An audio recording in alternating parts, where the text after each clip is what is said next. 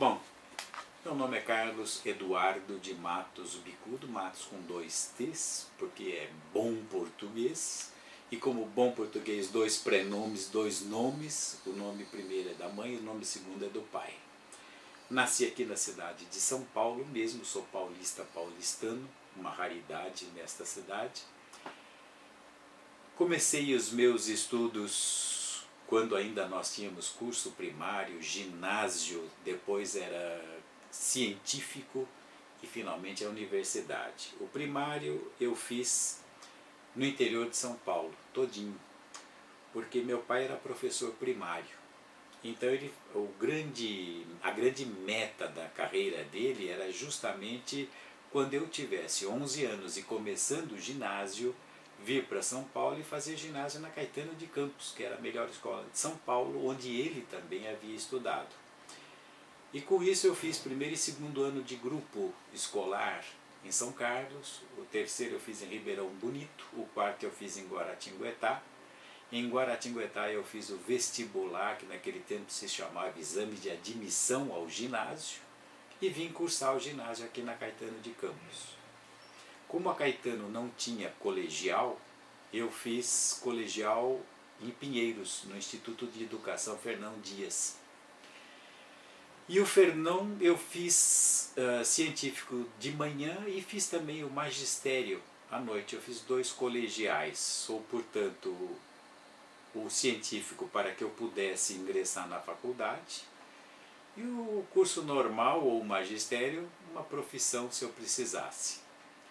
Fiz a universidade na USP, na então Faculdade de Filosofia, Ciências e Letras, um curso todo acidentado, com aulas na Alameda Glete, no centrão de São Paulo, aulas na cidade universitária, que começava a funcionar, uma barreira desgraçada, nem asfalto tinha. Quando chovia muito, o ônibus que nos levava, não tinha linha de ônibus para a cidade universitária, nós íamos com o ônibus fretado da Breda, e quando chovia muito, o ônibus não subia o ladeirão para chegar lá em cima da biologia. Ou nós descíamos e íamos a pé, ou então, logicamente, todo mundo se mandava de volta. Terminada a faculdade, eu consegui durante a faculdade eu consegui um emprego como técnico de laboratório aqui no Instituto de Botânica.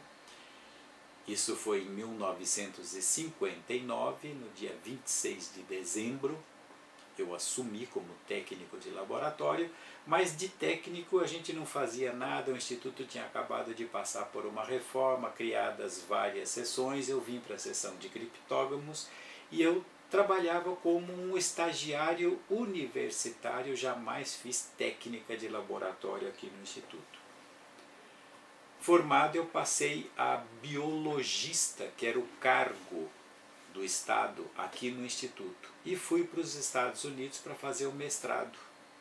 Fiz o mestrado com o professor Gerald Prescott em Michigan, na Michigan State University, fiquei 2 anos e meio lá. Aproveitei essa época também para fazer vários estágios com especialistas em diatomáceas, em algas azuis, hoje cianobactérias, ecologia. Depois voltei para o Brasil, fiz o doutorado aqui na Universidade de São Paulo, sou, portanto, doutor em Ciências e em Botânica pela Universidade. Após isso, eu estive por 2 vezes no exterior fazendo esses estágios de pós-doutorado. Um deles foi para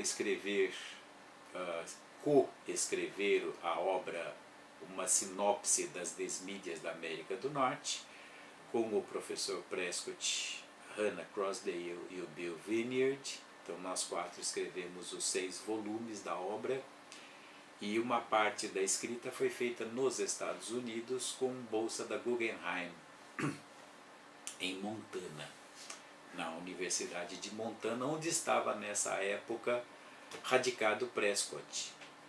E o segundo pós-doc já foi um pós-doc em ecologia, foi com o professor Wetzel, no Alabama. Quando ele passou, ele teve uma parte da sua vida, ele começou em Michigan, foi para o Alabama, do Alabama ele foi para Carolina do Norte, e depois na Carolina do Norte, infelizmente, ele faleceu.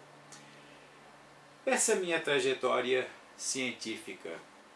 Então, tem bastante viagens pelo caminho. No Instituto de Botânica, então, eu comecei como técnico de laboratório, porque essa era a possibilidade de entrar no serviço público. Afinal de contas, eu já estava no serviço público, eu era escriturário da Justiça, trabalhava na Junta Comercial do Estado, e daí, aproveitando cartuchos políticos, eu consegui a minha transferência para o Instituto de Botânica, para a Secretaria da Agricultura naquela época. E até tem uma coisa muito interessante, porque o secretário da Agricultura era José Bonifácio Coutinho Nogueira. E o oficial de gabinete dele era Paulo Emílio Vanzolini. E eu fui conversar, por conta de cartucho político, com o Vanzolini para conseguir a minha transferência para o Instituto. E o Vanzolini foi o primeiro a me dizer: você não vai para lá, você vai para o Museu de Zoologia, porque ele era diretor do Museu de Zoologia. O Instituto Botânico é uma porcaria. Não vá para lá que você vai perder tempo e vai se afundar. Futuro, Zoologia, Museu de Zoologia. Mas eu teimei com ele, ele disse que com teimoso não se discute. Eu vim para o Instituto de Botânica. Ele havia acabado de sofrer uma grande reformulação. E nessa época, os pesquisadores do Instituto eram 4 ou 5. Era o Wilson Rene, que era filho do Frederico Carlos Rene, fundador do Instituto. Esse tinha título universitário, era doutor, e era professor na Faculdade de Farmácia, tempo parcial, e pesquisador aqui, a outra parte do tempo.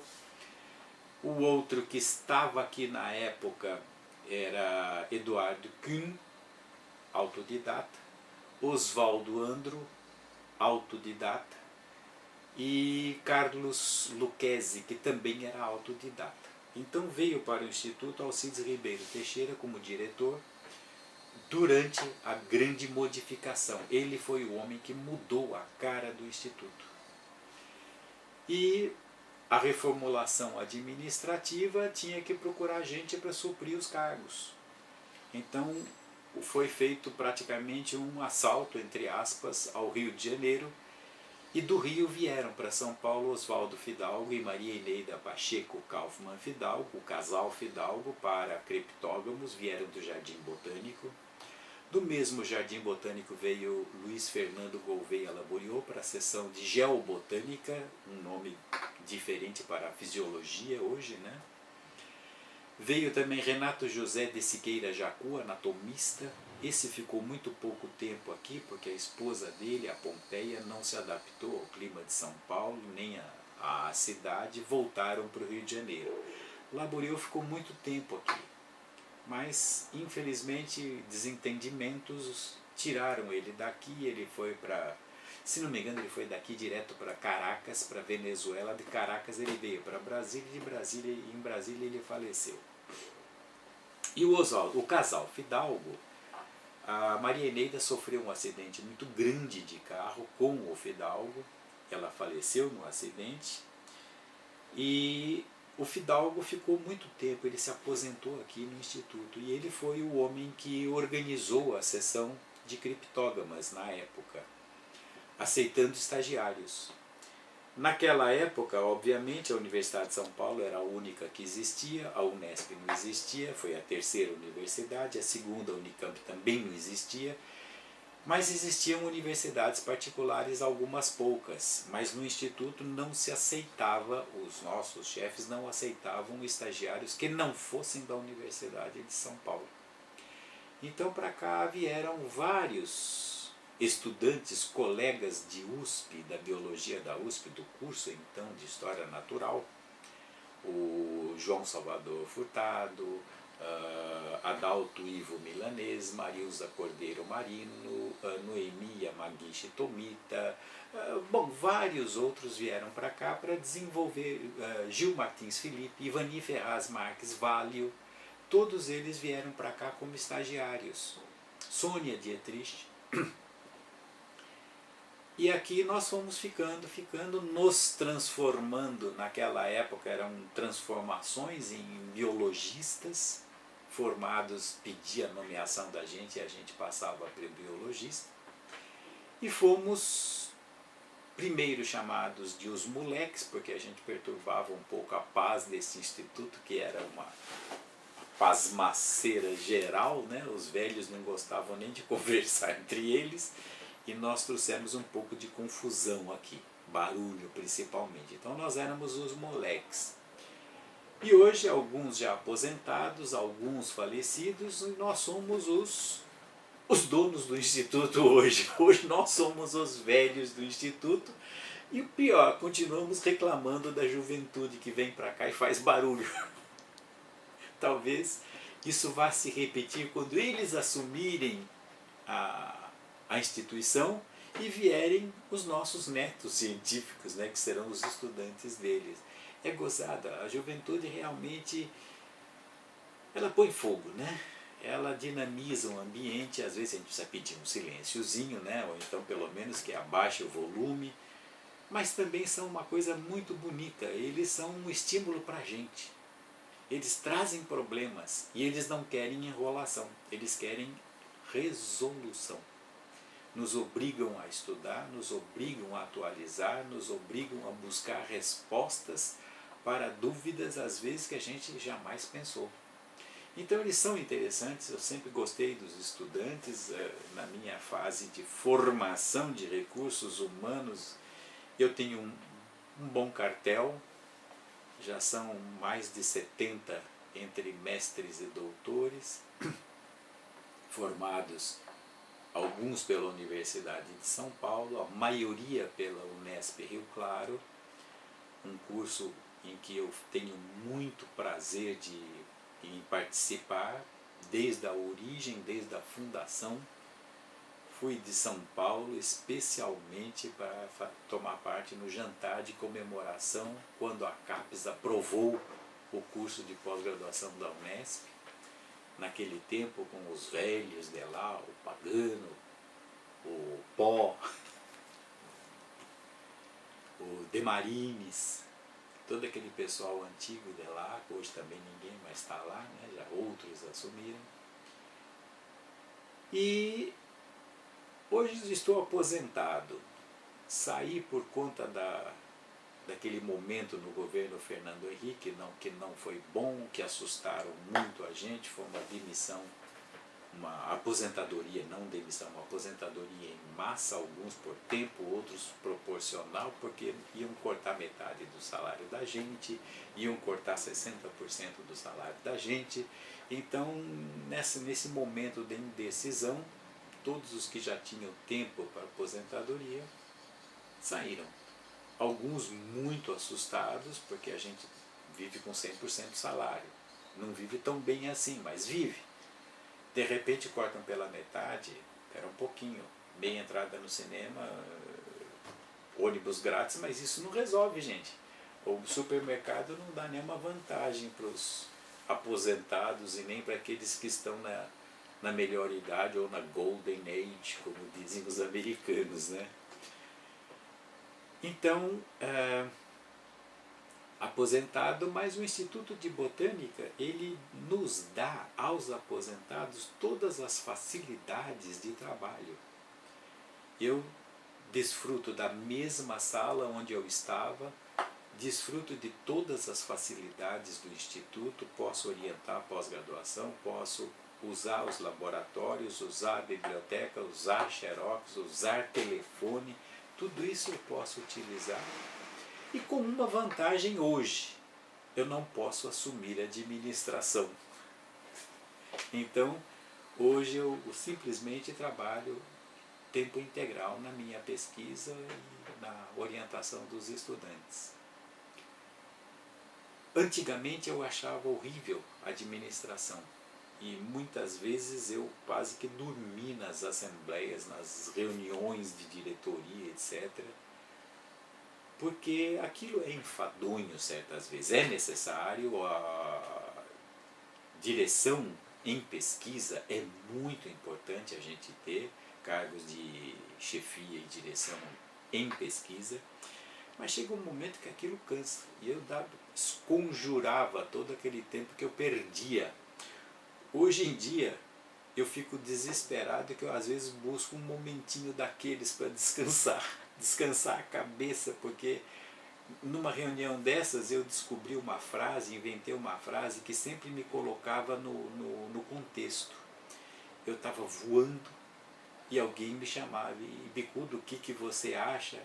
Eu sempre dizia, eu acho que o caminho é esse, mas nós temos que discutir um pouco mais, eu acho que ainda não estamos maduros para uma decisão. O que era ótimo, é que eles queriam encerrar, querem marcar uma próxima. Nem sabia o que se discutia na época, mas era divertido. Mas hoje eu até sinto falta de um pouco de administração. Mas, de qualquer forma, vivendo aqui no Instituto de Botânica, a maior parte da vida da gente, né, a parte clara do dia, quando a gente se sente um pouco cansado ou entediado, sai pela mata, dá um passeio, quando volta, volta reconfortado. Quando eu busquei uma posição neste instituto de trabalho, eu queria fazer algas. E eu queria fazer as algas de água doce, as microscópicas, porque uma coisa que sempre me fascinou foi o microscópio, buscar uma amostra no campo, num lago, num reservatório, e não saber o que tem lá. É uma água suja. Quando a gente chega no microscópio, que a gente descobre a maravilha do mundo oculto da nossa visão direta, que é esse mundo dos micro-organismos. Então eu sempre gostei disso. Agora, entre os não pigmentados e os pigmentados, o meu senso artístico me levou para os pigmentados. Então, zoologia não, botânica sim. Quando eu cheguei no instituto, aqui estava o Gil Martins Felipe fazendo algas marinhas taxonomia. Então o Oswaldo Fidalgo, que era o chefe da seção de criptóganos, algas, mas algas nós já estamos com um, o Gil está fazendo marinhas. Eu falei, não, mas eu quero fazer água doce. Então comecei. Comecei como se começa um bolo, buscando os ovos, a farinha, o fermento, o leite, juntando tudo para poder cozinhar o bolo, assar o bolo. Praticamente nada foi feito, tinha sido feito em algas no Brasil. Pouquíssima coisa, os trabalhos praticamente por estrangeiros, até a década de 50 do século passado, até os anos 1950, tudo era praticamente contribuição estrangeira, há pouquíssima contribuição nacional em nível de gênero, e eu queria fazer taxonomia. Também não podia fazer mais nada, porque sem taxonomia não ia para lugar nenhum. Então comecei a taxonomia de nível mais refinado, espécie, variedade, forma taxonômica, e trabalhei nisso durante muito tempo. Eu gosto muito da taxonomia. Eu acho uma ciência que ultrapassa muito o que nos apelidam aí fora de padres, que apenas batizam. Não, nosso serviço não é batizar, nosso serviço é buscar um nome através de uma análise muito grande para depois chegar a uma síntese, o fim da síntese é o nome.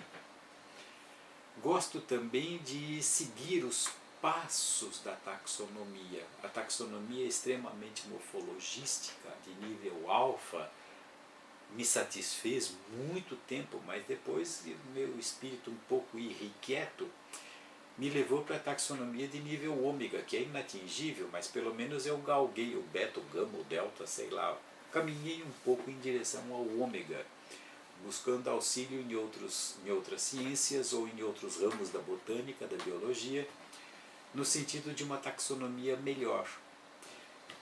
E tenho algumas publicações nesse sentido, principalmente sobre a variação morfológica intra e interespecífica em microalgas, que foi um negócio bastante interessante.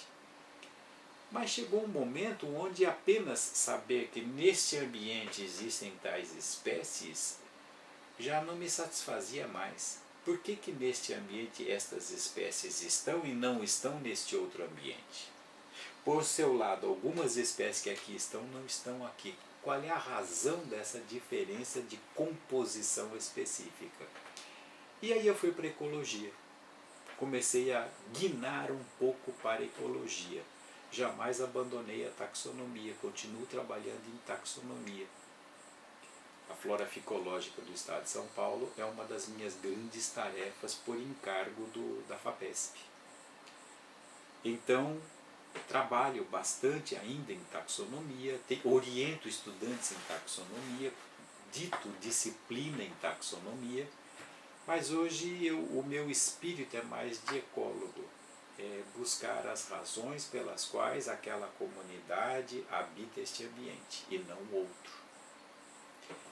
Com isso eu saí da seção de ficologia, onde eu comecei a minha vida, a seção de criptógamos inicialmente, quando chegou em 1969, ela sofreu uma reformulação, foi dividida em 3 sessões, ficologia era uma das sessões, então eu passei de criptógamos para ficologia e lá praticamente trabalhei durante 35 anos ou até mais. Hoje, mas daí eu mudei para a seção de ecologia, onde eu estou hoje, que após a grande reforma do Instituto, onde mudaram muita coisa, mas não mudaram nada, mudaram os nomes. Hoje eu não trabalho mais na seção de ecologia, mas no núcleo de pesquisa em ecologia. Qual é a diferença? A placa na porta, porque o pessoal é exatamente o mesmo, o que se faz é exatamente o mesmo. Então, hoje trabalho no núcleo de pesquisa em ecologia. Faço ecologia basicamente. Bastante publicação já em ecologia, algumas em revistas bastante exigentes. Isso nos satisfaz, né? Nos enche um pouco o ego também. E sou um especialista, ou pretendo ser um especialista em ecologia de fitoplâncton, que é o que eu faço hoje aqui no núcleo de pesquisa em ecologia. Mas ainda dou as minhas disciplinas de taxonomia e acho que vou morrer dando essa disciplina. O Nesp Rio Claro, USP, o ano passado fui dar disciplina em Belém do Pará, fui dar disciplina em Feira de Santana, deveria ter dado a disciplina depois por um acidente, não pude ir, um acidente não comigo, mas por um momento eu não pude ir em Viçosa. Então a gente vai pinoteando daqui para lá para dar a disciplina. Ainda tem muita gente entusiasmada com a taxonomia. E taxonomia precisa começar aprendendo, né, que são as algas. Porque infelizmente hoje nos currículos da graduação, essa parte de criptógamas antigas, ou pelo menos as avasculares, elas são menos lecionadas em questão de tempo e dedicação dos professores do que a parte de vasculares. O botânico hoje é praticamente um sinônimo de especialista em plantas vasculares, Pteridófita para cima na evolução. E de Briófita para baixo, nós não temos muitos especialistas nos corpos docentes das universidades. Quando tem aquele, então, se o sujeito é especialista em algas, tem um pouco mais de algas. Como eu tive bastante de algas, porque o meu professor de taxonomia foi o Joly, o Ailton Brandão Joly, que era um especialista em algas marinhas, mas também não vi algas de água doce quase. Uma aulinha só, o resto tudo foi algas marinhas, excursão a Costão Rochoso, trazendo material. Então, por conta dessa deficiência dos currículos escolares, a gente tem que lecionar na pós-graduação, começando por o que são algas, os sistemas de classificação, porque essa é uma deficiência da graduação. O pessoal não sabe o que são algas, mal viram alguns. E quando veem também, eles, através de material do herbário, eles veem 3 ou 4 plantinhas secas esturricadas, já quase sem cor, E o professor diz, essa é uma rodofície, essa é uma cianofície, essa é uma clorofície, essa é uma feofície, mas a gente quase não vê mais a diferença da cor, né? Não é mais tão vermelha, nem tão parda, nem tão verde. Então, por isso essa disciplina de taxonomia é bastante interessante, o pessoal precisa, às vezes por conta de um estudante, de 2 estudantes. O curso de taxonomia que eu dei aqui no Instituto o ano passado, nós tivemos quase 30 estudantes, um absurdo para um curso de pós-graduação, mas vieram 4 ou 5 estudantes da Universidade Federal da Paraíba, veio gente da Federal do Pará, veio gente da Federal do Rio de Janeiro, veio gente da Federal de Minas Gerais, tudo para cá para poder assistir um curso de algas. Porque também não dá para a gente sair por aí itinerando o país e dando aula de seca em meca, né? Ou de beco em beco. Não aceitei os estudantes de Rio Claro, fui dar lá o curso, porque não dava. Qualquer dia eu vou dar curso lá no Pacaembu. No tobogã do Pacaembu. Eu comecei a minha graduação e eu terminei em 1958, 6 anos antes. Em 52 eu entrei na graduação. Eu fiz 6 anos, porque naquele tempo, durante o dia eram 4 anos, no período noturno eram 5, porque o diurno era tempo integral. Então, para compensar a diferença de horário, porque eles não abatiam nada nas matérias, nós tínhamos que fazer mais um ano.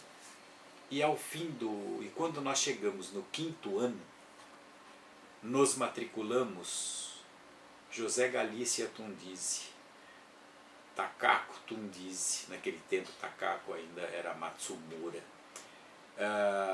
e mais Rosa Maria Teixeira Bicudo, minha primeira esposa, eu e mais 4 pessoas nos matriculamos em Petrografia e Geologia, para acabar. E não podia. Existia negócio lá, um regulamento na USP que não permitia. Para poder cursar geologia, eu precisava ter cursado petrografia. E nessa época entrou como diretor da faculdade um senhor chamado Mário Guimarães Ferri, especialista em fisiologia, ecologia, fitogeografia na USP, e que foi o Marechal Floriano da universidade. Essa universidade tem regulamentos, execute-os. E nós somos executados. Cancelaram a nossa matrícula em geologia. Então nós ficamos um 6º ano fazendo só geologia. E quase que não saímos, tivemos que furar uma greve atravessando um corredor polonês. Porque nós sabemos que nós íamos entrar. E entramos, os 8 em geologia para assistir a aula. Senão nós íamos fazer um 7º ano de faculdade. Então eu fiz 6 anos de faculdade, entrei em 1952, saí em 58, entrei no finzinho de 52, né? Depois o mestrado eu fiz em 63, 4 e 5, 2 anos e meio, mestrado nos Estados Unidos, e o doutorado eu fiz em 69, comecei em 69, mas era um doutorado totalmente diferente.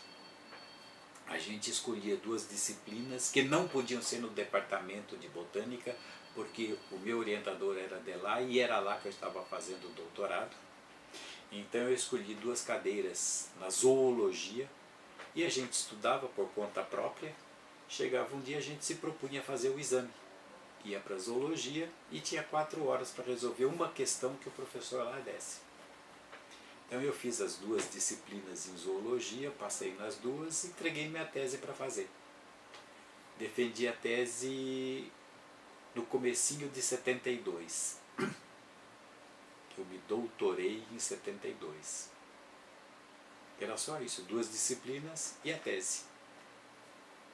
Uma tese meio burra. É aquele volume vermelho ali em cima. 752 páginas, mas eu não sabia que ia ficar tão grande assim, juro que eu não sabia. Depois que eu fui botando os stencils, porque naquele tempo era tudo impresso, não era... Computador também não existia. Em 1972 não tinha computador ainda no Brasil. Então ela foi datilografada em fotolitos. Os fotolitos foram rodados na máquina de offset.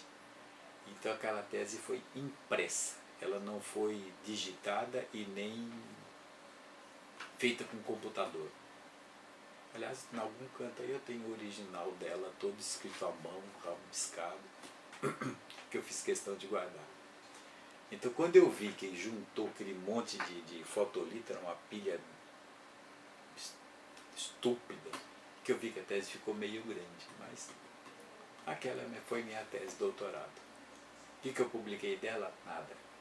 Porque o gênero sofreu tantas mudanças. É uma revisão mundial de um gênero de desmídia, o gênero Arthrodesmus.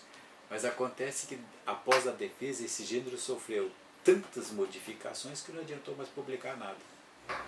Livro. Uma vez a Miriam Krasiuschik, através do IBEC antigamente, FUNBEC hoje, me solicitou uma chave para identificação de algas de águas doces, que o IBEC estava programando e projetando toda uma série de chaves.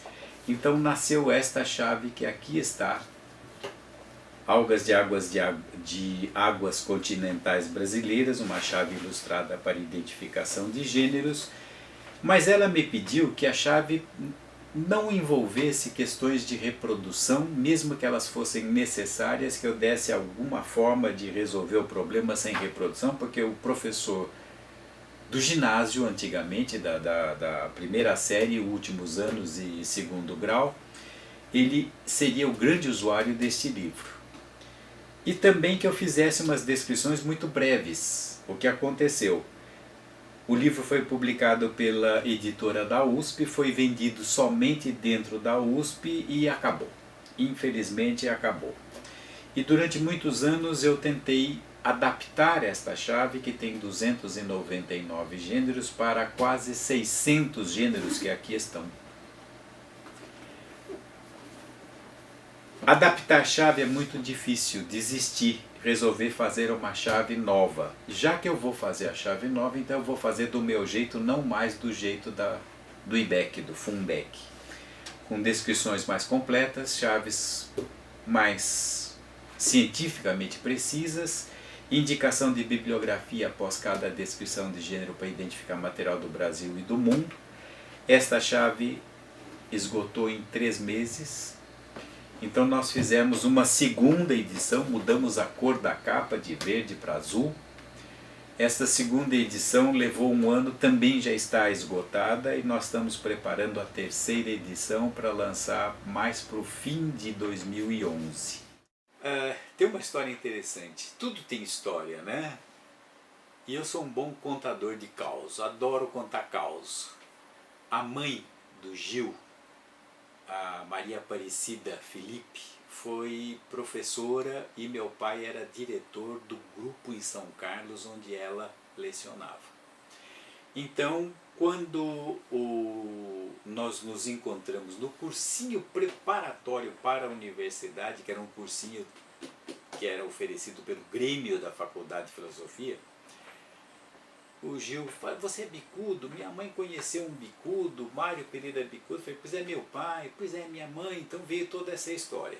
Então nós nos conhecemos já de um bom tempo, do tempo de cursinho. Nesse mesmo cursinho estava Ivani Ferraz Marques Valio. E o Gil e o Ivani eram muito amigos, eles eram realmente inseparáveis, moravam juntos num apartamentozinho que eles alugaram para poder morar aqui em São Paulo. O Gil vinha de São Carlos, o Ivani, até hoje não sei de onde que ele vinha originariamente, mas não era daqui de São Paulo, era do interior. Então a gente se conhece há muito, muito, muito tempo. E além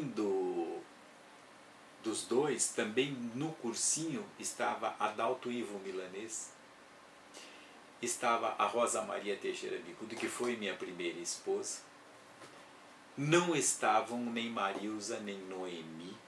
Marilza veio um ano depois. Mas nós éramos todos praticamente do cursinho. O João Salvador Furtado era um caboclo daqui de São Paulo mesmo, que precisava ganhar a vida para pagar o cursinho para poder entrar na faculdade. Então o João vendia tudo que aparecia na frente. E ele empregava um dinheirinho para fazer alguma coisa para poder vender. Ele vendia bolsa com o logotipo do cursinho para a gente andar com aquela sacola para lá e para cá. Ele vendia caneta, ele vendia régua, ele vendia o negócio todo para poder sustentar-se e poder pagar o cursinho e poder entrar na faculdade. No nosso tempo de início de faculdade, gente, não tinha FAPESP, não tinha CNPq, não tinha nada. Cada um pagava o seu. As grandes fundações, quando existiam, eram os papais da gente que ajudavam. Ou então nós que fazíamos o curso noturno, que trabalhávamos o dia inteiro para poder fazer faculdade à noite. A USP é grátis, todo mundo sabe, mas é um grátis que não é bem grátis, porque a gente precisa de livro, a gente precisa de caderno, a gente precisa de comer, a gente precisa de condução, a gente precisa de avental, bisturi, pinça, etc. Que isso cada um tinha que ter o seu, para as sessões lá de dissecção de animais e de plantas. Então, embora grátis, não é bem grátis. A gente precisa de dinheiro sim, e depois tem a namorada, né, que a gente quer levar no cinema domingo, pelo menos. A gente precisava de dinheirinho. Então, cada um de nós trabalhava. Por isso que a gente fez faculdade à noite. E muito para diante é que surgiram as fundações com bolsas. Mas bolsa era um negócio misterioso, ninguém bem sabia onde estava. Na FAPESP as bolsas eram tão escondidas, bem como no CNPq, que naquele tempo era no Rio de Janeiro. Então, era tudo assim muito misterioso. Eu comecei a usufruir da FAPESP muito logo, mas tudo isso perguntando, procurando saber, se informando, levando um monte de carão, porque ninguém queria informar, dizia que não sabia. Mas com isso consegui uma passagem de ida e volta para a Argentina, foi minha primeira viagem internacional, para ficar 2 meses trabalhando com o professor Prescott na Argentina. Prescott foi para a Argentina e eu fui para lá para trabalhar com ele. Não consegui diárias, não tinha diária. Diária quem pagou foi o meu salário. Então eu pedi um adiantamento de um salário para o meu pai me emprestou dinheiro para comprar dólar para levar para pagar minha diária. Depois eu consegui ir para os Estados Unidos em 1969, mas as diárias eram muito pequenininhas da FAPESP. Então, de novo, a Fundação Carlos Bicudo foi quem pagou muito. Hoje em dia, estudante entra aqui no instituto, entra na universidade e já quer bolsa. Como se a gente fosse a Le Postiche, né, cheia de bolsas e malas, vai lá, pega uma. Pior, na Le Postiche a gente paga, que ninguém quer pagar, quer pegar. Hoje, se a gente não oferece uma bolsa, o estudante não faz pós-graduação, diz que não tem como, não tem dinheiro, não tem meios para sobreviver. E antigamente a gente sobrevivia, né? Não sei quem pagou a sua pós-graduação, mas a minha fui eu. Nunca tive uma bolsa. A não ser bolsa da National Science Foundation para o meu mestrado, não foi brasileira. Bolsa para o primeiro pós-doutorado, que foi da Fundação John Simon Guggenheim Memorial Foundation. E tive sim uma bolsa da FAPESP, não, do CNPq, de pesquisador sênior para viajar para o segundo pós-doc. Foi a primeira bolsa brasileira que eu tive. Mas já nos meus 40 e tantos, 50 anos quase.